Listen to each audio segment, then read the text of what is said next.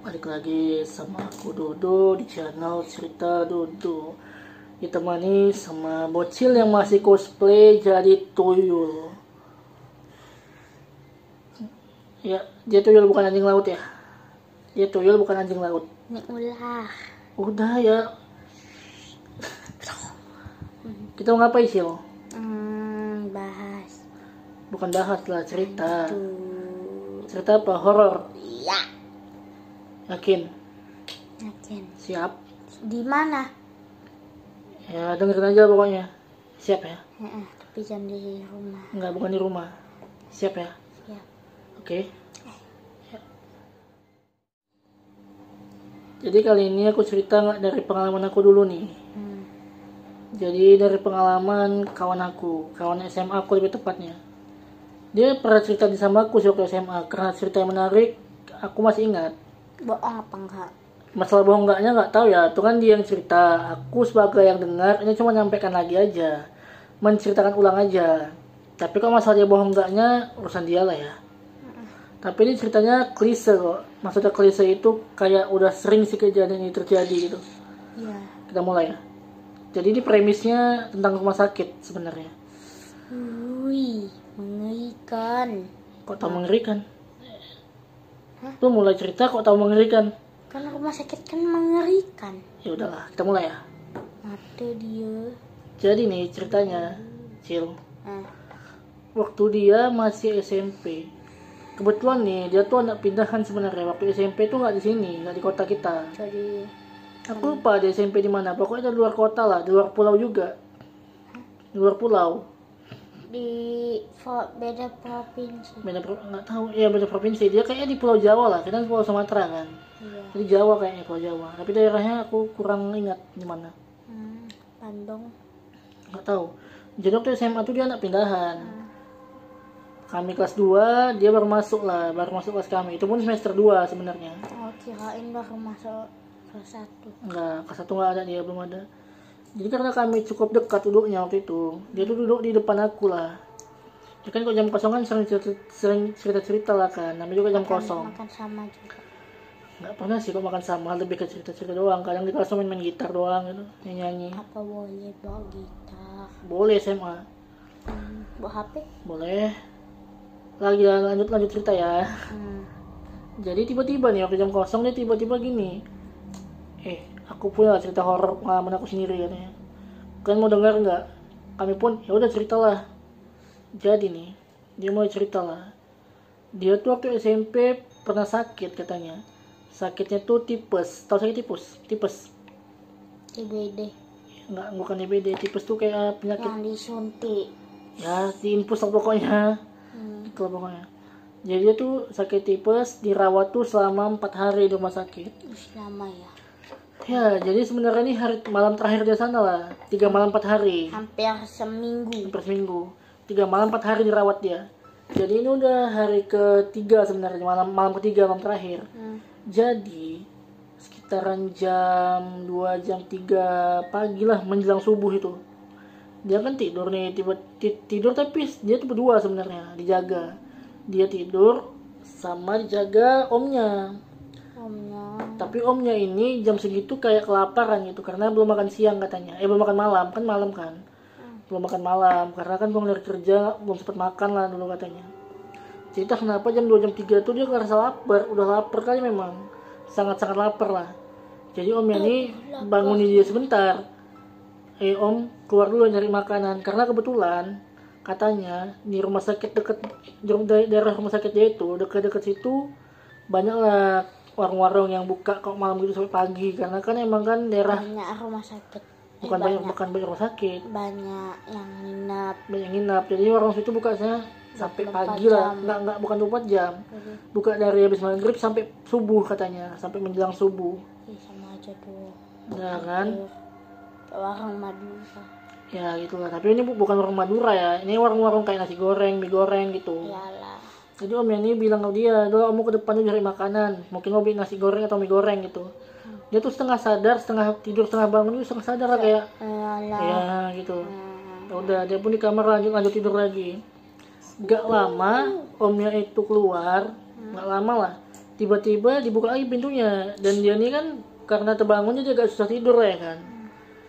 Terbuka pintunya, dia buka mata gini, lihat yang datang bukan omnya rupanya, Jadi suster perawat.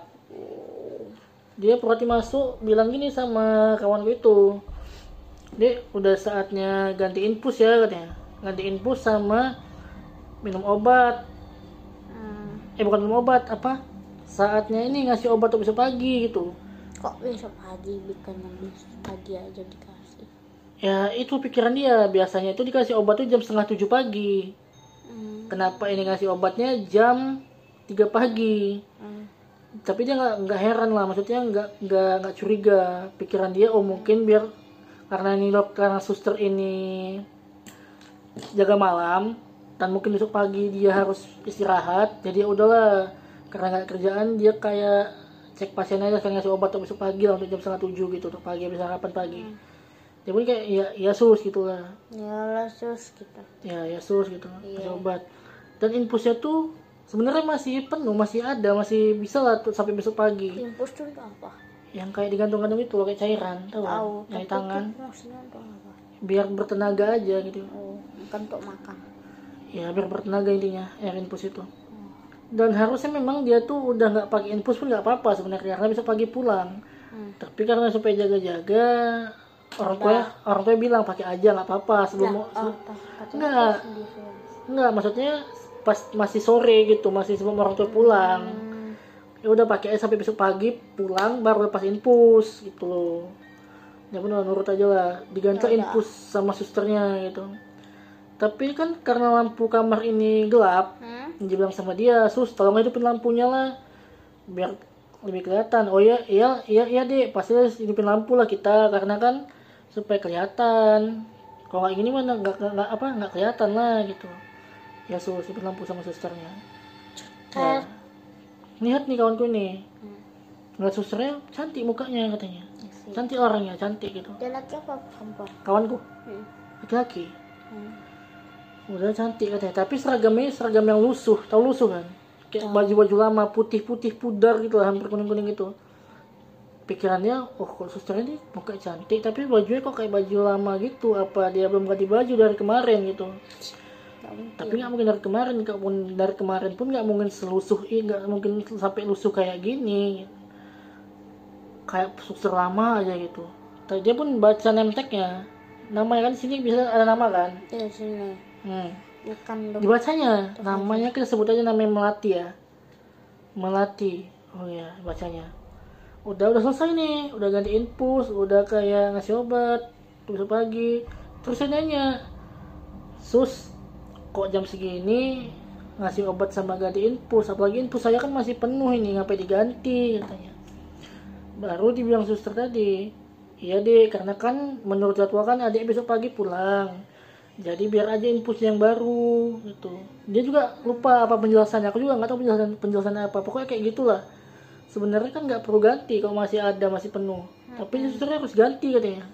Apa biar segar? Iya, pokoknya harus ganti lah, tapi nggak tahu juga kenapa harus ganti, aku juga nggak ngerti.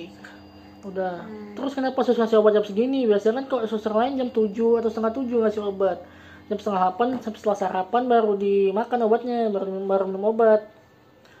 Terus kata suster gini, ya nggak apa-apa deh, soalnya kami kok kalau shift malam kan ngantuk katanya, nih kayak ini nguap. Kalau shift malam kan pagi harus pulang, jadi kalau kami yang shift malam itu biar besok paginya shift pagi itu nggak keteteran, maksudnya nggak buru-buru, jadi biarlah kami aja ngasih obat. Tapi biasa nggak pernah saya 3 hari sini baru hari ini loh dikasih jam segini. Ya deh nggak apa-apa, saya juga senang aja ngecek kondisi pasien jam segini, daripada saya pun di sana nggak apa-ngapain, di ruangan yang apa-ngapain. Jadi saya keliling aja ngecek pasien biar kalau kenapa-napa pun kami sigap. Kawanku mikir, oh masuk akal juga nih gitu. Udah lah. Terus dia cerita lah gitu kan, nanya rumah adik di mana gitu, suster nanya gitu. Rumah saya di Binjai. Enggak lah, karena itu bukan orang Binjai dia. Udah, tapi kan Intinya gitulah cerita. Baru dia nanya juga sama suster ini, sus di sini ngekos apa di mes apa pulang? Oh rumah saya jauh katanya. Jauh di mana sus? Aduh pokoknya jauh lah. Adik nggak mungkin bisa sampai sana sekarang katanya. Dia pun kayak mungkin di pedalaman mana gitu kan, Kalimantan atau mana gitu. Dia pun udahlah nggak nanya lagi, tapi dia tetap kayak merhatiin kok seragam susternya ini lusuh-lusuh kayak mana gitu. Sepertinya ada yang mencurigakan. Ya tapi dia nggak curiga aja, dia cuma berpikir kayak kenapa lusuh kali gitu. Bukan. Apanya? Tadi yang ngomong. Apa? Susternya ngomong. Ngomong apa? Yang Tempat jauh. iya. Ya Bisa dikunjungi. pokoknya gitulah dia ngomong, tapi dia kawan tadi cuma berpikiran mungkin di pedalaman sana gitu lah kan. Apalagi zaman itu kan masih tahun 2007 waktu zaman kami SMP.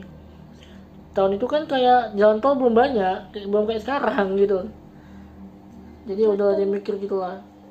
Terus gak lama suster bilang, ya udah deh ya, saya mau mengunjungi pasien lain dulu, mau ngecek pasien lain dulu. Oh ya sus, makasih ya kata kawanku. Ya udah deh tidur lagi aja, masih jam 3 nih katanya. Tidur aja. Dan ternyata omnya ini pulang nih, udah pulang lagi ke kamar itu, udah balik kamar lah sambil bawa bungkusan. Dan dia juga nampak katanya waktu suster itu keluar, tutup pintu nampak dia.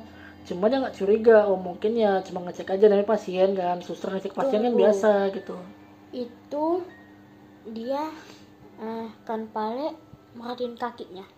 Nampak, dia perhatikan semuanya, nampak orang gini. iya nampak orang kok apa namanya bunyi kok waktu dia ngelangkah tek tek gitu biasa. Omnya Nampak juga. megang pintu nampak. Nutup pintu gitu nampak. Udah gitu suster itu jalan ke lorong sana lah, jalan terus gitu lah. Besok hilang. Nggak ngilang, nampak aja, tapi ya namanya udah dia kan rumah sakit kan ada belokan kanan kiri gitu kan. Dia belok aja, belok ke ruangan mana gitu, jalan mana. Tapi omnya ya nggak curiga. Udahlah, omnya balik kamar, kawanku ini tidur katanya. Udah tidur lah. Omnya pun makan. Makan. Nyam. Dan besok pagi jam setengah 7 atau jam 7 kata kawanku itu, aku lupa tepatnya ya. Jam 7 dah. Segitulah. Datang lagi suster ke kamarnya. Dek, ini obatnya minum untuk pagi ini katanya. Loh, sus, tadi malam udah ada yang ngasih loh obatnya sama saya.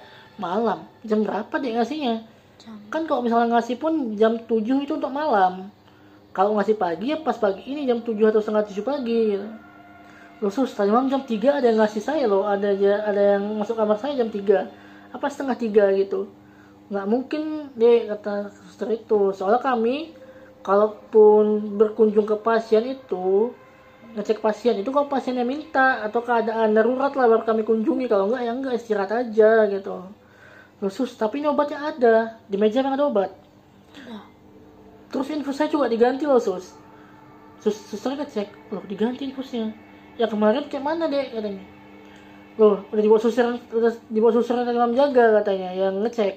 Dek nggak mungkin dek, kan kami juga nggak dapat panggilan apa-apa dari kamar ini. Kondisi adik pun nggak kenapa-kenapa, nggak kritis, maksudnya nggak mengkhawatirkan. Jadi nggak mungkin kalau jam 3 pagi kami lagi istirahat, kami jaga, terus pasien nggak minta kami ke kamar, nggak mungkin. Emang siapa dia yang ngasih obatnya, kayak mana susternya katanya.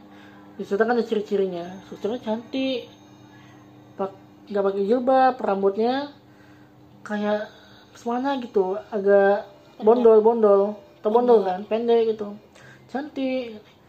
Ada baca nggak name-tagnya namanya siapa? Name-tag tuh nama kan? Melati. Baca sih sus, namanya Melati. Suster tadi kaget yang ngasih obat, langsung ngucap astagfirullah gitu. Loh sus, kenapa kok mukanya kayak kaget? Dek, Melati itu dulu iya emang suster di sini katanya. Dulu, sekarang kata kawanku, iya sekarang dia udah 10 tahun nggak ada. Maksudnya nggak ada, udah nggak sini katanya. Kawanku masih kayak ya berpikir positif aja. Nggak linglung, berpikir positif, mikir yang aman gitu lah. Loh, pindah tugas itu kata kawanku.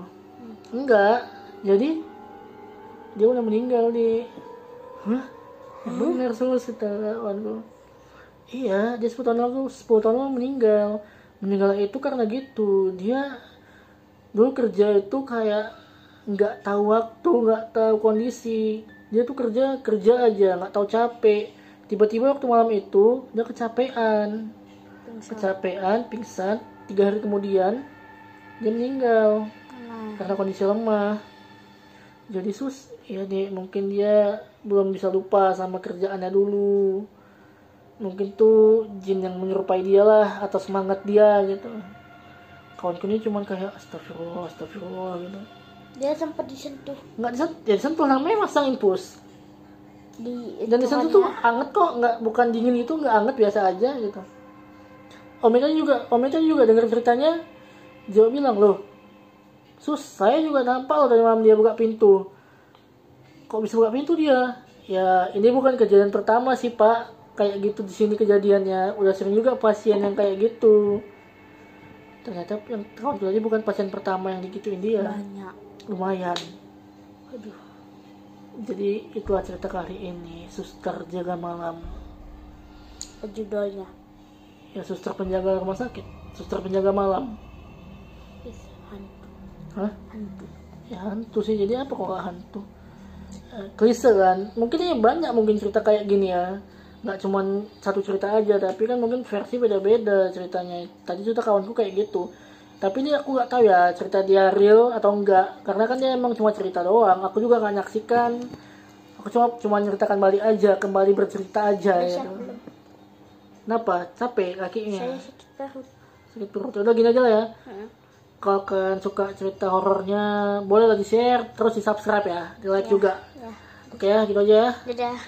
Bye. Dadah. Bocil ini sakit perut, pengen apa?